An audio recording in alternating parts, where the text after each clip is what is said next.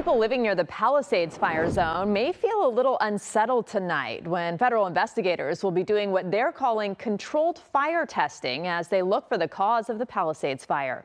Only on KCAL, they're telling our Jasmine Veal exactly what we can expect.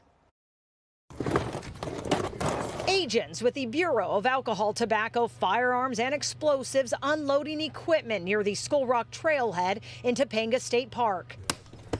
They are preparing to conduct a controlled fire test for several hours Tuesday night as part of their investigation into the origin and cause of the deadly and destructive Palisades fire. All we're doing tonight is we're applying some testing to some of our hypotheses. ATF Special Agent and Certified Fire Investigator Matt Beals explains how they will ignite the fire in this metal bin with flames no larger than 15 feet at times. So the testing is going to involve a propane burner and propane gas. There's not going to be any solid fuels that are ignited. There's not going to be any sort of like controlled burn or anything along those lines. It's simply a steel propane burner. It's a little bit bigger than your backyard barbecue grill. He says this fire will help them narrow down their investigation to an origin of the fire and eliminate potential causes. Flame location, flame size is helpful to kind of, if you will, like replaying a movie in reverse, where you're trying to bring it back to its smallest spot, that you can do that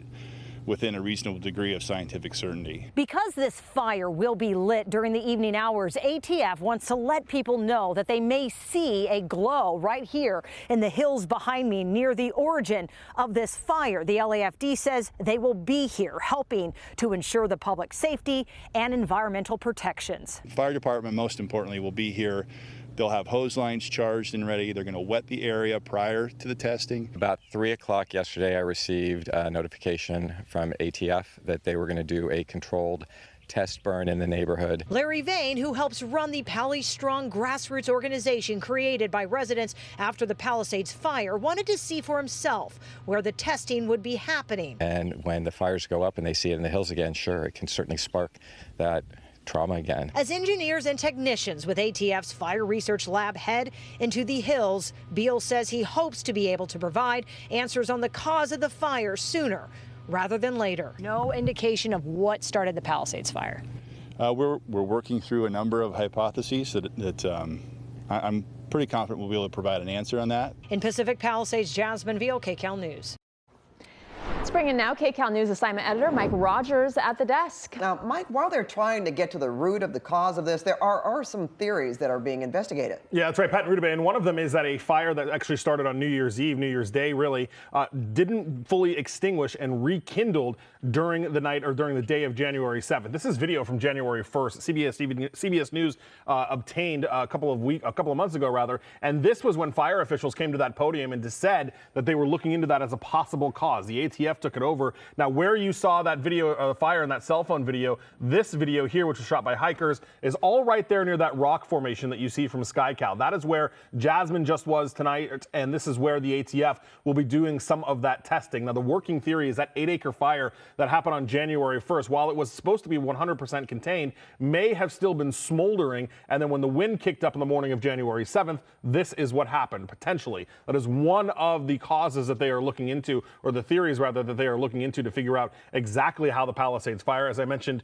yesterday as well, there is also a lawsuit against LADWP talking about a second ignition point, accusing DWP of having power equipment that potentially caused a second start later on, many hours after the initial start of the Palisades fire. Of course, the ATF will be looking into that too to see if there was more than one ignition point in this, but certainly the primary focus is that initial potential ignition point, which theories are, and what they are looking into is that it was a potential firework fire that rekindled almost 7 days after it started, guys.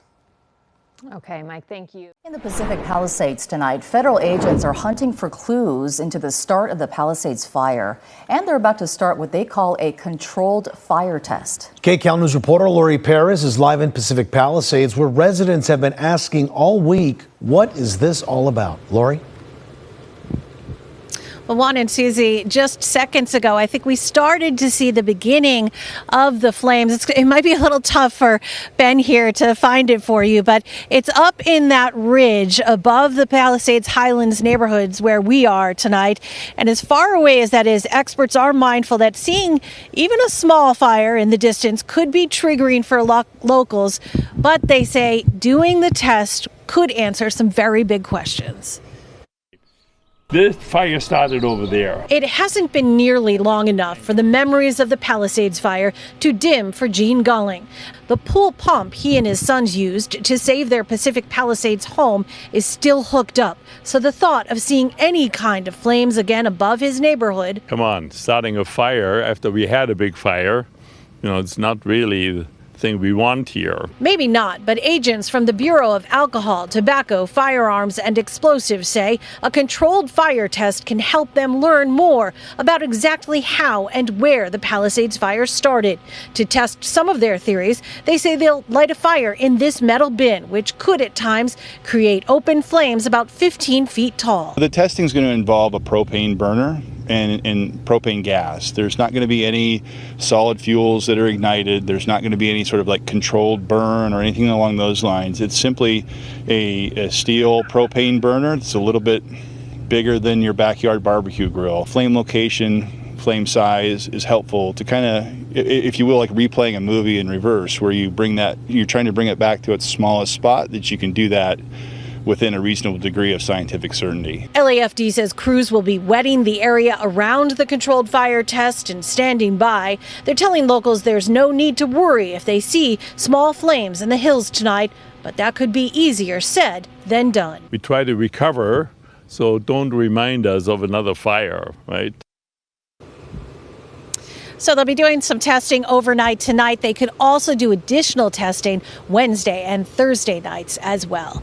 We are live in Pacific Palisades. I'm Lori Perez. Back to you. Information that's good to know. Fire video in Southern California now. It's been months since massive wildfires left a trail of destruction through the Los Angeles area, leaving behind billions of dollars in damage. Well, now investigators are setting parts of the Palisades burn zone back on fire. Why? Well, it's necessary, they say, to conduct some crucial testing of that area. They're doing this to really get to the bottom line of how the fire started and then how the fire moved through the hills so quickly and spread. The testing is underway right now as communities there are still working to recover and rebuild. So let's get to CBS News correspondent Carter Evans. Carter, a lot of people looking up to those hills on fire today, probably getting a little bit of a jolt, but also knowing this is part of finding answers as well. Right, and here we are 4 months out from this fire almost, and we still don't know exactly how this fire started. And yes, certainly seeing flames in this area again is triggering for a lot of people that have been able to come home in certain parts of the community. But as you can see behind me, thousands and thousands of people are still displaced. So let me give you an idea of exactly what they were doing. So the ATF is investigating this fire, and they went up to a trail, a busy trail normally, up by an area called Skull Rock, and that's where they believe the fire started, all right? So what exactly were they going to do? Because all the vegetation is gone already, right? It's much cooler now. We don't have that big north wind blowing, so what exactly are they going to find out by setting something on fire? Well, I just got the information from a source very close who talked to the ATF here. Basically, what they were doing was they were recreating flame lengths with propane in a pan. And the reason they were doing this is because there was a camera far away, about a quarter-mile away, that caught the ignition of this fire. And they wanted to get an idea of how big the flame lengths were, and they couldn't tell while they were looking at it from this camera. So what they did was they lit the fire again, and they looked through the camera and they say, okay, that looks about right. And then they measured the flame length so they could say, okay, this is how big the flames were at this point. This is the rate of spread when we saw it at this point. So they can kind of trace it back to its point of origin. Now, I mentioned that this is a popular hiking trail. Exactly 1 week before, on the early morning hours of New Year's Day, there was a fire in this exact location. And it was set, we understand, by some kids with fireworks. No one was caught for this, but firefighters got up there. They put this out immediately. And then a week later, suspiciously, another fire starts in the same area. Well, maybe someone didn't light it. You know, when these fires burn, they burn the brush all around here, but it also gets down into the roots. And the fire can continue burning underground, following those roots for several days. So one working theory here is that when that wind picked up to 80, 100 miles an hour again on the 7th, it blew some of that dirt, fanned those flames, got those roots flaming again, and reignited this fire. And so that's what that flame length that they're looking at today can say. How soon maybe can we get some answers to this? Because like we're looking at the burned out home there behind you. I can only imagine that the people who lost everything in that fire maybe get a little bit of healing by getting some answers. I live here in this neighborhood. My home survived, fortunately, but we all want answers. We want to know exactly what happened. And definitely, if this was because of the fire that was started by those kids, I want to find out if they found out who those kids are and who their parents are and what are the next steps there. I'm sure a lot of people want to know that very same answer. Carter Evans, thank you so much. We're glad your home survived, but your coverage has been exhaustive and dedicated. We appreciate you and your entire team down there. The search for the cause of the Palisades fire is now intensifying, but not all people who live in the area agree with how investigators are seeking their answers. Yeah, authorities started lighting controlled fires along the Temescal Ridge Trail near Skull Rock last night. KCAL News reporter Tina Patel tells us about the test happening in the same area that burned nearly 4 months ago.